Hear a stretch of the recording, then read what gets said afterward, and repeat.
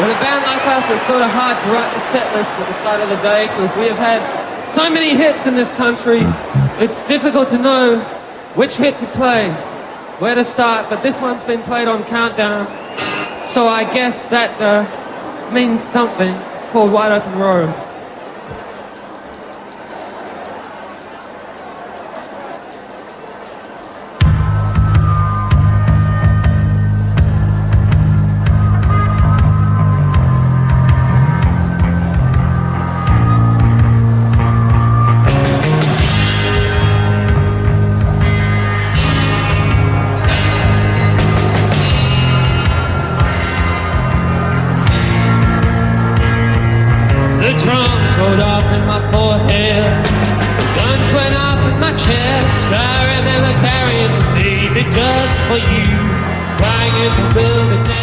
Born Sandy Devotional is just one of those records that come along every once in a while where the whole thing is just a beautiful piece of work, and every part of it, every song is sort of makes up its whole being.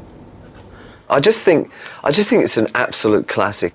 That one is one of the true greats of that era, but it's also one of the true great Australian albums.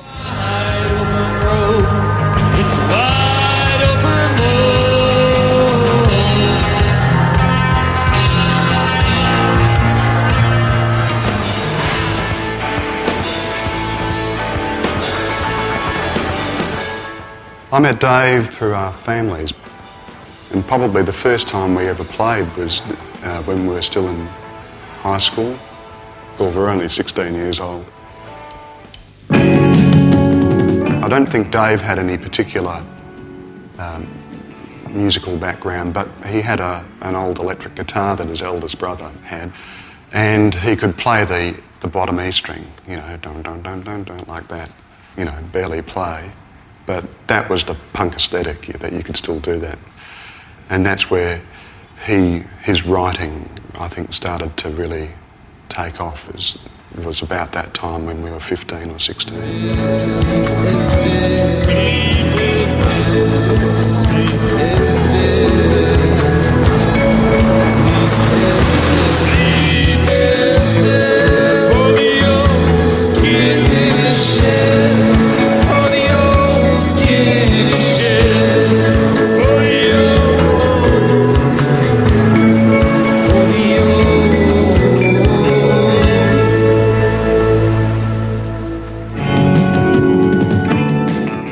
For me, it's not being roped into it. It was just seeing Dave and Owsley sort of form this band at school.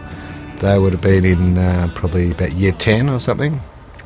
I was at university by this stage, hanging out, meeting new friends, and I'd started to play in a band at about the same time that they formed one.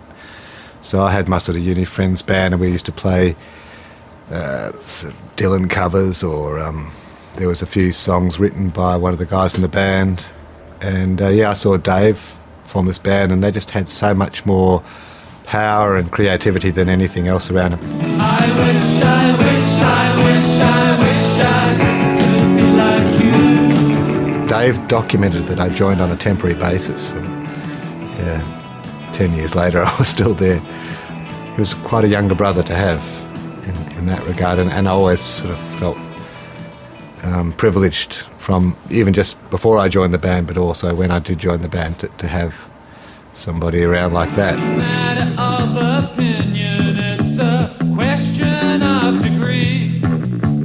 If I had been nicer, would you still be here with me? Would you still be here with me?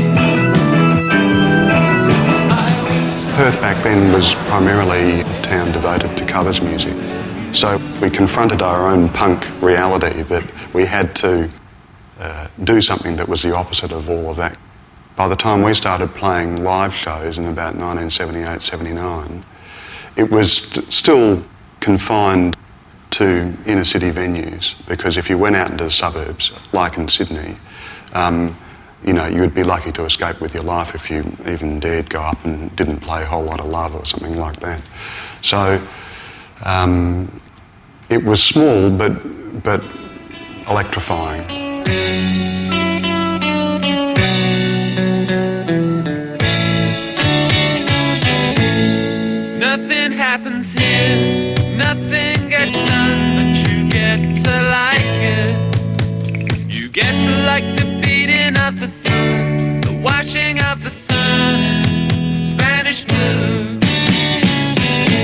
whole stuff around the Triffids, that was like everyone's entire social life, to go to those pubs and see the band and then the parties that flew around. So, you know, for Perth there was a lot happening, yeah. It felt like there was enough happening, you know. We sit on the footpath, we drink all day, the roads are in disrepair. The thing about the Triffids and the music that David wrote was, it was good music, but it was also smart music, you know, and he was a smart, and it was intelligent, beautiful lyrics, and so they were a good-looking band, and he was incredibly sexy and charismatic on stage, you know, 6'2" and beautiful big lips and craggy features and shock of dark hair and a leather jacket and boots, you know, gorgeous to look at. Nothing happens here, nothing gets done, but you get to like it. He was very bright. His family were wealthy. He went to a private school. I think he'd always been interested in writing, and he had ideas that he wanted to make a creative impact on the world. Like most fascinating people, he was full of contradictions. So, you know, he was a shy extrovert. He was a loner who loved to be at the centre of the crowd. He was a cynical romantic. Look, I wouldn't say he was sort of intense, because he was really quite an affable kind of bloke. He liked a couple of drinks and a laugh as much as anybody too. But there was always with David, to me, sort of in the background, and I think this is with someone who was clearly as talented as he was, that, you know, there was something going on in the back of his head all the time. He was quite outgoing, and then there were other times where he would just turn off and he would really just be like impenetrable. But then sort of like 2 days later he would just be kind of like happy and cheerful Mr. Party again. Nothing happens here, nothing gets done, but you get to like it. You go, hang on, which ones of these songs are about David and which ones aren't? Because you get a very strong sense that some of these are actually about stuff that he grew up with and stuff that he must have gone through. And then there's other ones where you just go, okay, he's putting himself into the mindset of someone else and writing it from a different perspective. But it's blurry. It's kind of like it shifts and changes, and you don't know exactly where David ends and where someone else begins. And that's what I really like about it. Sometimes I feel like it's my life, you know, just growing up in Perth, some of those, which is why he got, I guess, some credit as an Australian songwriter, because he used those images, the hot sand, that, you know, the, as you say, an estuary bed, when you the salt on the skin and the sun on the sidewalk burning their feet. I mean, it's like my childhood, and so as it was his. The children are walking back from the beach. The sun on the sidewalk is burning their feet. You've sort of got estuary bed. Suddenly you're kind of in Perth in the 1960s, in some sort of faded Kodak childhood, you know what I mean? And it's all kind of, it's got the some sort of xylophones. It's all kind of very islandy. Your father's back fence. For the very last time, we'll take a shortcut across his lawn. I think by the time we left Perth in 1981, beginning of 82, Dave was then ready to let the rest of the world hear what he had to sing about in his words.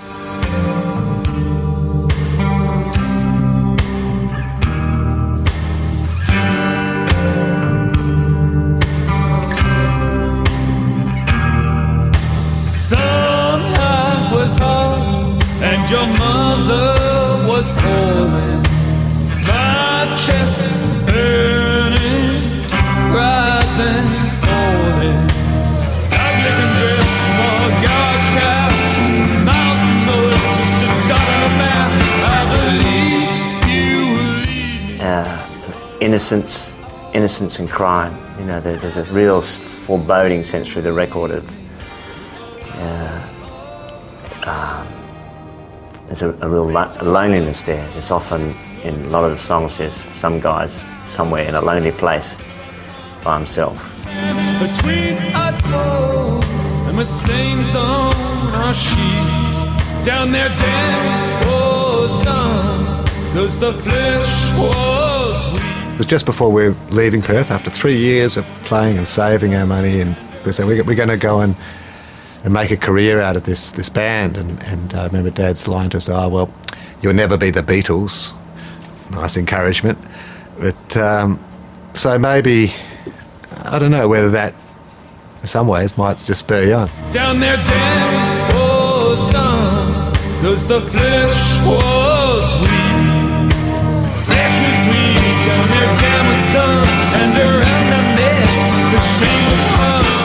I think they drove in a high-ace van and almost killed themselves, all cooped up, this tiny, because they're trying to save money, always on a budget, Lead me to a life of crime.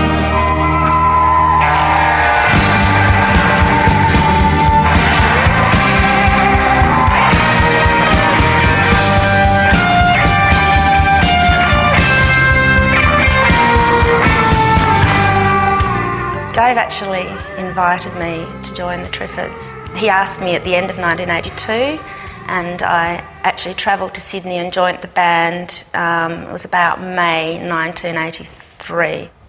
Dave was a very reactionary type of person. If someone said they liked red, he would say, "I hate red, I like blue." So if everyone is wanting, sort of a hairstyle keyboard player who can play 3 keyboards at once, and they're all synthesizers, Dave would do the opposite. I said, "Oh, Dave, I can't play the keyboards. You've got to be joking. There's plenty of other people who could do the job for you." And he says, "Oh no, it's easy. We don't want anything. We don't want anything very difficult. We just want simple keyboards." And I don't know who was the maddest, him or myself, but he said, "Oh no, we just want something simple, something like the Velvet Underground." And I'm thinking, "Oh yeah, okay, I think I can manage that." And then his other reference point was, something like the Doors.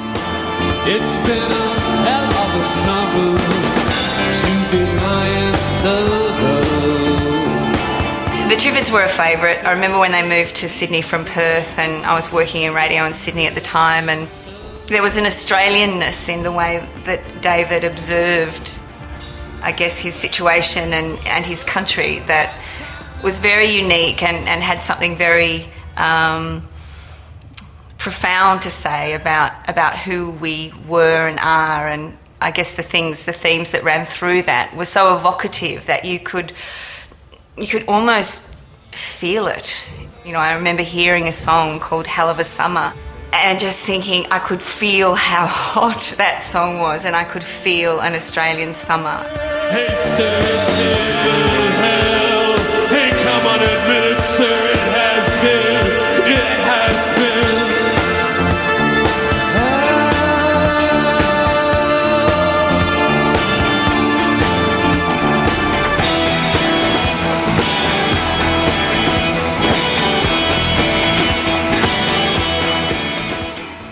I think Dave was conscious of landscape, both as his physical reality, but I think he actually used to say that he wanted to write a song that used landscape but wasn't simply a travelogue or some kind of homage to the great Australian vision or anything like that. But he soaked up the landscape as a sponge, and because he could manipulate the meanings and the thoughts that he had, he used the landscape in a way that would actually be talking about something else. The sky was big and empty. My chest felt to explode. I yelled my insides out at the sun at the wide open road. It's a wide open road. It's a wide open road. I get this dryness, this Australian light. Most people know this. When you travel overseas, the one thing that you notice, especially when you go to Europe and you live in London for any period of time, the one thing that you notice is how bright Australia is. There's this sheen and dullness and this kind of covering of light that exists over there that even in the height of summer, is still there. It's this sheen. It's like white cloud always exists. You come back to Australia and it's this piercing white light. And that's, not to sound too pretentious, but that's actually the feeling I get when I listen to a lot of the Triffids music, and especially Born Sandy Devotional, is that I get this sense of white heat of an Australian summer, which is unlike any other summer anywhere else in the world.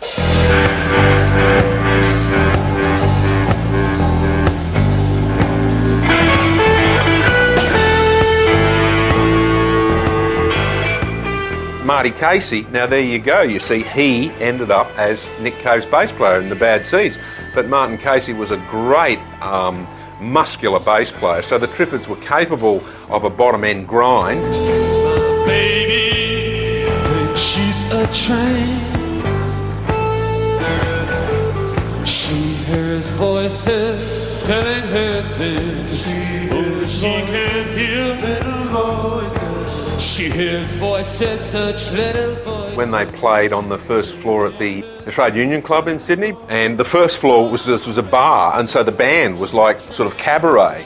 The Triffids, they could be a bar band, and they would throw in I Am a Lonesome Hobo by Bob Dylan, or they had the covers. They weren't afraid of that. They quite enjoyed being the cabaret soundtrack to a lot of drunken idiots until 4 o'clock in the morning, and they were great at that. Here he comes, such a good girl again. Here he comes, such a girl again. Here he comes, such a good girl again. When I ran through the crowd. We went down to Melbourne in 1982 in an ill-fated attempt to break the Victorian market. We all stayed in 2 rooms at the Prince of Wales for the first 6 weeks we were in Melbourne. We just used to walk across the roof between our rooms, and we used to have our electric frying pans in the rooms, for one for rice and one for the, whatever, the curry or the chilli or whatever was cooking in it. And we were living on $40 a week each and things like that. So we would take any show that came along. And one show was supporting the Uncanny X-Men at the Pier Hotel in Frankston. And when we came off stage, you'd have these Aussie guys with mullets coming up and going, "I'm going to fucking do you. You guys better get out of town now." And that was because we just played a show there, And it was at that point where we were thinking, is this actually worth it?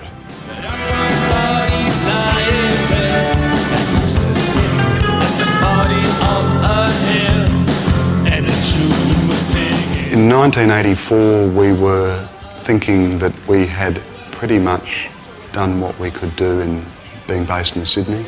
We were thinking also about maybe being able to produce records that went to the next level. And we were also thinking, we got ambitious to the point where we could perhaps get some kind of recording deal.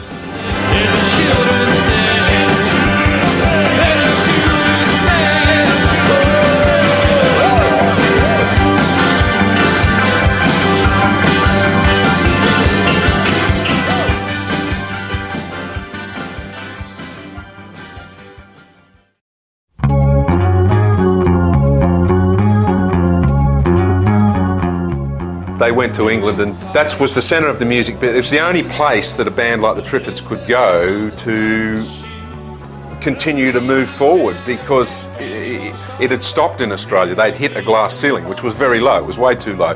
But there was a whole school of exiles in the UK. So you had the, I think Nick Cave was morphing into the Bad Seeds and the Go-Betweens and the Laughing Clowns and Moodists. I think we had to go away to have any kind of career whatsoever, because it was just simply too small here.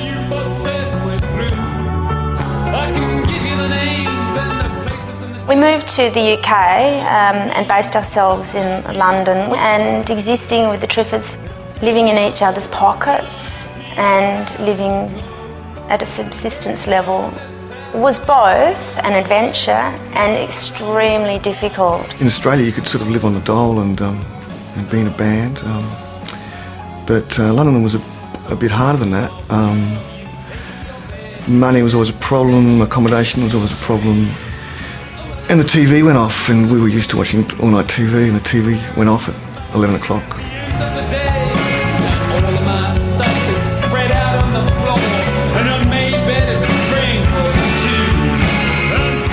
someone like the Birthday Party, who we knew well, and they were extremely talented. They were starving too. You know, it was so. It just seemed part of the deal.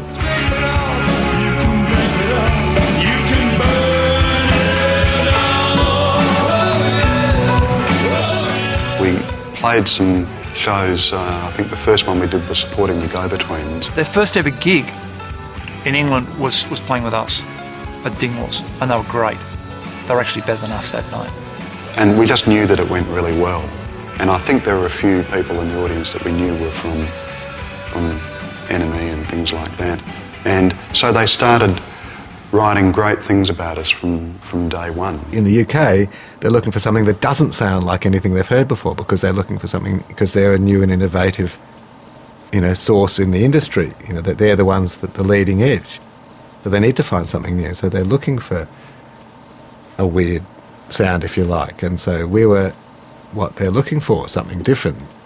But generally it was much better press than anything we'd had in Australia. They were organised and they were together, and David was a great songwriter, and I guess he gave great press as well. And Matt Snow was championing them, and Don Watson, and the Enemy was onto them quickly.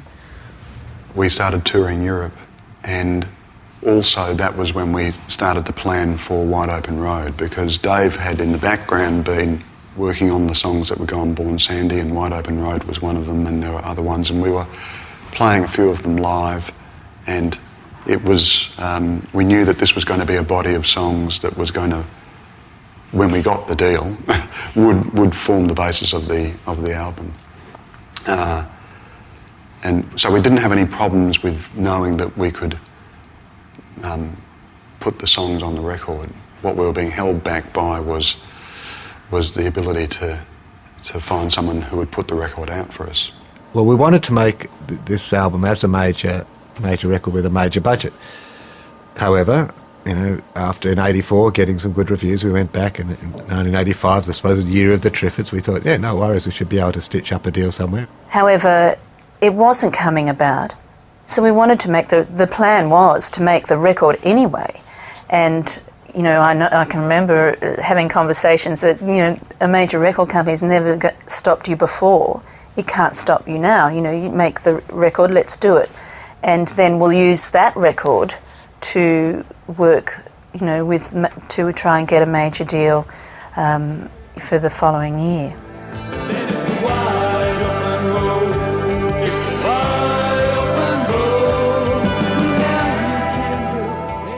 I got the call from Dave saying, would you like to come and play with us? And I said, sure. But what do you want me to play? And Dave said, pedal steel, of course. And I said, well, Dave, I really don't know how to play this thing. And he said, yeah, that's why I'm asking you. He wanted the sound of the instrument, but he didn't want it. He didn't want 1,000 licks. He didn't want, technique was not a consideration. It was the atmosphere that the instrument would bring to the band. The band gets this really sort of high, wide, spacey sound. And the pedal steel is, it's not used like a pedal steel is normally used. It doesn't really have a sort of traditional country and western flavour. It actually gives the whole sound of the record this majesty. It's just used in a really interesting way. Beautiful sort of reverb and melodic lines that just give the whole feeling in the band, this sort of distance and light and space. Well, the drums rolled off in my forehead, guns went off in my chest. Remember carrying the baby just for you, crying in the wilderness. The kind of gorgeous, ethereal, angelic tone of the pedal steel, with Jill Burt's kind of big washes of organ and keyboards, the violin, Alzy's particular drumming style, all contributed to quite an epic, wide sound. They were one of those great bands that, again, they probably wouldn't be session musicians on other people's records, but the band the sound they made was just something that was greater than the sum of its parts. That's all Wide Open Road is. That's all it is. It's such a simple song. Wide open road. So how do you think it feels when you're sleeping by yourself and the one you love is with someone else? I wake up in the morning thinking I am still by your side. I reach out just to touch you, and I realize it's a wide open road. Wide Open Road. I think if Bruce Springsteen had written this song and put it out, I think it would have been a monstrous hit. It's like, I think to me it's like a tantamount to an Australian Born to Run. And I think it's just an amazing song. It's just very simple lyrics. And the instrumentation, just everything, just perfectly in its place. It's deceptively simple, and if you play it the way I just played it, it's still it's a nice song, but I think you've really got to do something with it. And on the record, we used drum machines for most of it. The only real drums are the big snare beats. There are specific little hooks that people, when they play it live with just an acoustic guitar, don't play.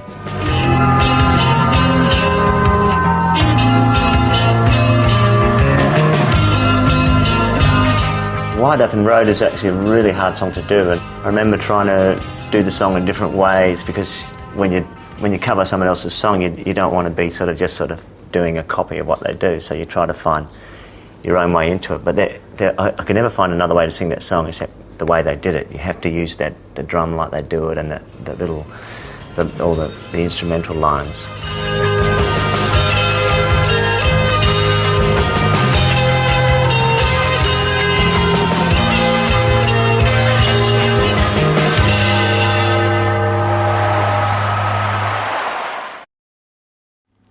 The Triffids largely paid for that album themselves, and for some reason the figure $26,000 sticks in my mind. A reel of 2-inch tape is very expensive, and for that reason largely we whittled the songs down to 10, and that's the only 10 songs that we recorded for the album. We recorded a studio called Mark Angelo's in Farringdon in London.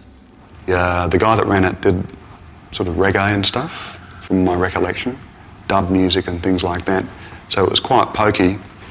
There was a building next door which was just covered in sheet metal and timber and everything, and it was almost decided for me by the producer Gil and the engineer Nick Mainsbridge that would be a great place to have the drums, and I took a look at it and thought, you bastards, you know. The only difficulty is that I was playing remotely from the rest of the band. So Marty would be playing bass in the studio, and I would be with the cans on, hooked up and playing in this place. And you'd hear all these conversations going on and people laughing and, you know, sound of beer cans being opened, and they'd just forget that I was bloody well even there. And, you know, and I'd be going up, oh, hello, you know. Dave would come into rehearsals virtually, was saying, well, I think, you know, he'd come say, you should play this, you should play that, and you'd play it, see how it goes, and then you'd move on from there.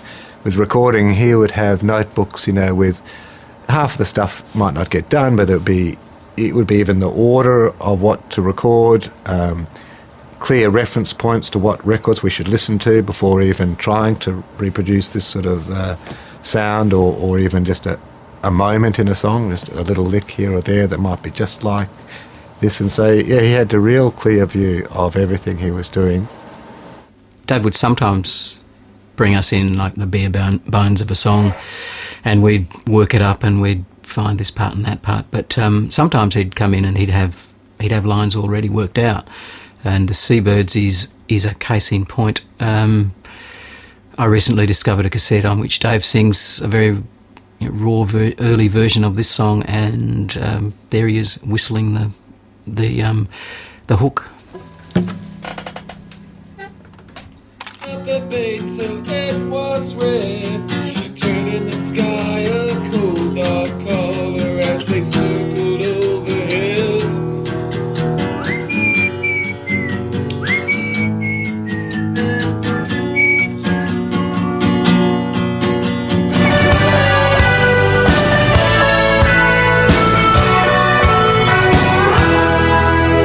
He swam out to the edge of the reef, there were cuts across his skin, salt water on his eyes and arms, but he could not feel the sting. There was no one left to hold him back, one to call out his name, dress him, feed him, drive him home. Say, little boy, it doesn't have to end this way. The line, "Are you drinking to get maudlin, or are you drinking to get numb?" On this version, there's this like really clumsy couplet in there. You can sort of see that he knew it was clumsy, but he just didn't know what was supposed to go in there. And finally, he figured out, I've got it. Drinking to get maudlin, or drinking to get numb.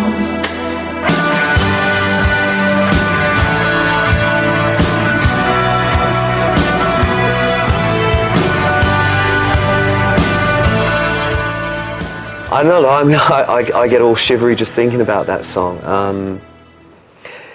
It's just unusual right from the word go. It's like a song about a man who sort of dies or commits suicide on a beach, and in the end he's so wretched that the birds even refuse to come and eat him. But all through the song he's sort of feeling some kind of symbiotic relationship with them. And it just even a great song for the use of the word maudlin. She said, "What's the trouble, lover boy? Is the cat got hold of your tongue? You're drinking just to be maudlin. You're drinking to get numb." I think that's a great line as well. Touch the solitary figure lying tossed up on the beach. So where were you? Where were you? Where were you? So where were you? Where were you? Where were you? Back in the 80s, there'd be certain producers, and then suddenly everyone would want them, and they'd be usually these English guys, and they'd have a kind of a sound. Gil Norton did Echo and the Bunnymen. He had a knack of sounding, or he wasn't an 80s sounding producer, and he wasn't the latest gimmicky sounding producer. He's very much would make you sound like yourself. The way that we wanted to arrange drums and bass was not usually a kind of four on the floor rock beat. So there's lots of drums doing things that are moving with certain parts of the other instruments and things like that. And I'd come back down after. It took me about half an hour to crawl through all these crevasses and everything and get back into the control room. And Gil would be there, you know, looking at me or scratching his head, and as we did a replay, and he goes, "Halsey, you know, the sound of this is doing me head in, you know," and that would just crack us up just to hear him say it, you know. But you know, I think he would have liked some things to be a little bit more conventional, and in terms of the rhythm section. The fact that the Triffids could get Gil Norton to do their album at all, I think speaks bucket loads about how the kind of regard they were held in, especially in England. And yeah, I think Gil Norton did a beautiful job on this album. It is listening to on headphones a real treat. It hasn't dated at all.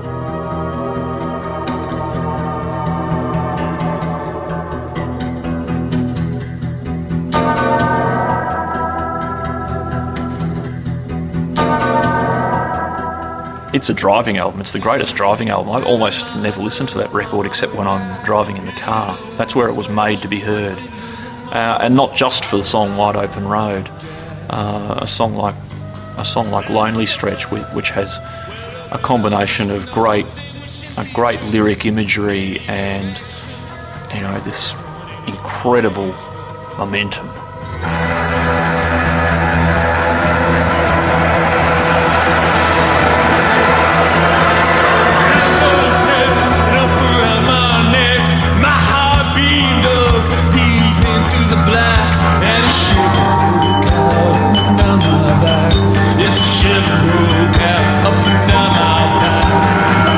This music is conjuring up Australia. McComb does it. He's taken the wrong turn, and you're there, and the sort of the horror of it, you know, that you're lost in this thing, and then he's sort of rocked my soul in the bosom of Abraham. The song works itself up, and he's suddenly he's kind of like ranting and raving from the pulpit. It's just great. It's great.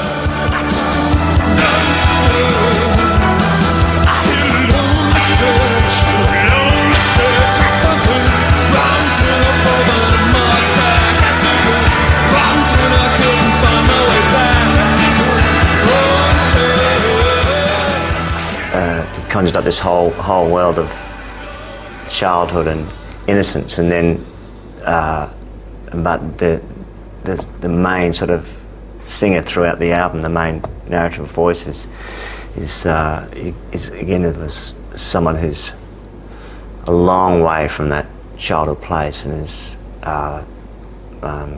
you know, as one of the songs says, took a wrong turn.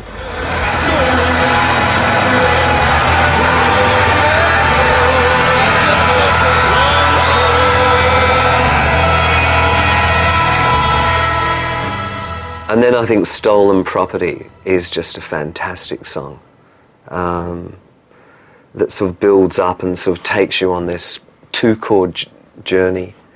And just some great put-downs. You're not freeing any people from prison, just an aphorism for every occasion.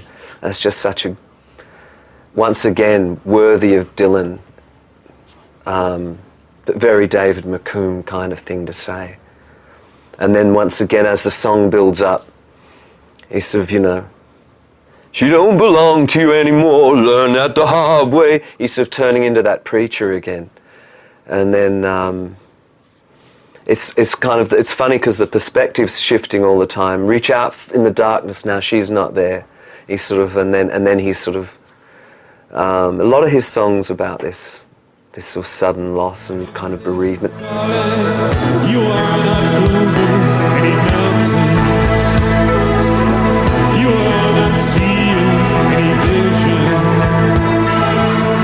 You are not freeing any people from prison. Just an aphorism for every occasion.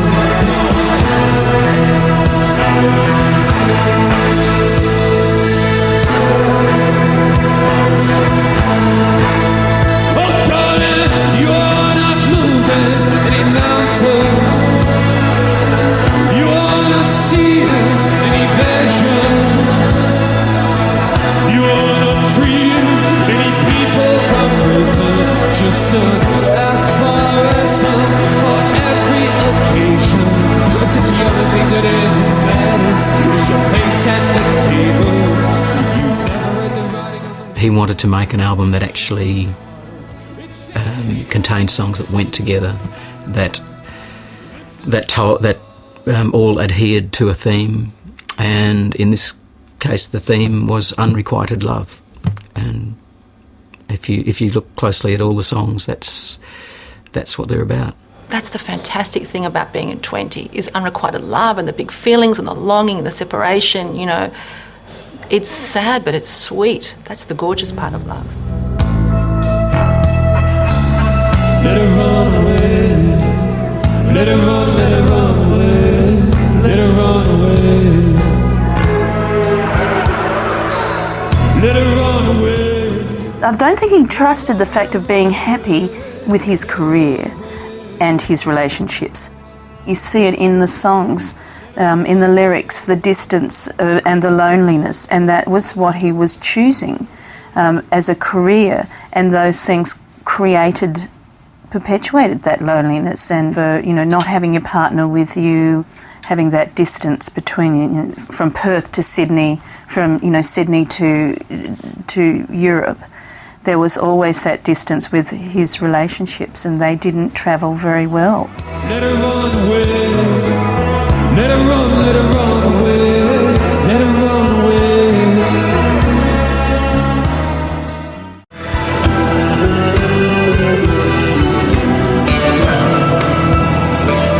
I packed my bag, left a note on the fridge, and I drove off the end of the Tyrrell Bridge. Dave chose me to sing the song because of the quality of my voice. It's like there were certain songs where Dave would, over the recording history, where Dave would stay up all night drinking and then do his vocal first thing in the morning, so that he had that rough, gruff, you know, drinking voice, which you could only, to be part of the character. So for the same reason, you know, my slightly edgy, innocent voice managed to help with the characterisation of the song.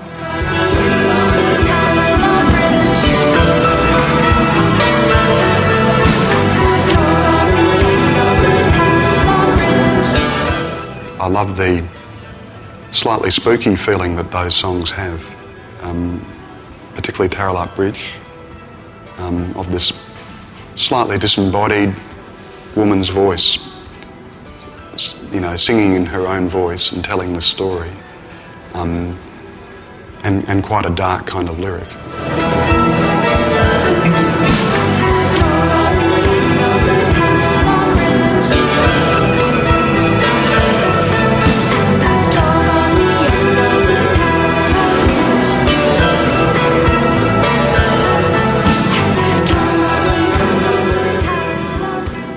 It was fantastically reviewed, everywhere. And the response through Europe and in England, we were overwhelmed with it, quite frankly, because, well, all of us knew when we heard the record that it was very special, that it was the great leap forward, if you like, for them in terms of the performances, the production, and that thematic thing, and of course the songwriting. And everybody was really buoyed by that confidence, and the shows that we were doing as a result. We ended up doing these big festivals like Park Pop in Holland and Glastonbury, and so they'd gone from Dingwalls to a couple of hundred people to performing in front of 50,000 people. On the strength of those reviews and the publicity that surrounded that record. We were going to places like Scandinavia and Germany and Holland, and it was a real eye-opener because most of these places really liked us, and we hadn't really conceptualised that as a kind of audience for us, because we, up until then, had been focused on this idea of English-speaking countries liking English-speaking music. But we knew that was naive, but still we hadn't really thought about it. And of course, when we got to these places, they really liked it, and they became the places that we were the most popular in. Someone I wanna forget tonight. Don't you wanna forget someone too? I left him, I can't leave you too. Baby, let's go out tonight. It will all turn out alright, I'm sure. Don't wanna drink at home again. I actually see Tender Is the Night as a song that's about Dave. To me, it was almost like Dave telling the story of his life, almost. Yeah, I love the final part of that song where he says, where you are, it will just be getting light, which is just an amazing way to in so few words say you're not here and I miss you. Let's go out tonight. It's getting dark early now, but where you are, it's just getting light. Where you are, it will just be getting light. After Born Sandy, they did something completely different. They left London, came back to Australia, and they worked in the outback on a sheep station and made In the Pines. In a shed, took an 8-track recorder along and recorded in the Australian landscape. After that, they got more highly produced on Kalancha and the Black Swan. The Kalancha record's brilliant. That's a fantastic record too. That got, worldwide acclaim. And then they ended their career with the Black Swan, and then that was it. It was over, it was a 10-year career. It was over way too fast. The Triffids had been on the road for years and years and years, living out of suitcases, never really settling down for a long time. And it had taken its toll on people's personal lives. It had taken its toll on people's health. And I think we were all quite happy when Dave decided, well, look, let's just have a 6-month break. Let me get my shit together, and I want to make a solo album. And this wasn't news to us. But after sort of 12 months, I think we were sort of going, Dave, are you? I don't think we even need to ask him. Actually, I think it was pretty obvious that no, he doesn't really look like he wants to get the band back together. After that, very soon after that, was when Dave's health first started to go, and he first started to have major, really serious health problems. He became seriously ill, had a heart transplant in '96, I think it was. So, yeah, when we started to get really sick, it was, I guess, just it's almost like part of Dave's personality to be a bit sick. Sounds a bit weird, but he didn't look after himself. He was very much an intellectual being, and his body was just this vessel that carried him through. I knew him as a gentle young man. I cannot say for sure the reasons for his decline. We watched him fade before our very eyes, and years before his time, and years before his time, surrounded himself with shiny things. First night tickets, and pearls upon the string. My favourite lyric is from Tender as the Night. I do think that line, he never asked about her anymore. He made a point of losing her dress, and every trinket that she ever touched, he keeps locked away and just burns up in the furnace of his chest. I think it's a fantastic line, and anyone who's been in love can really relate to that line.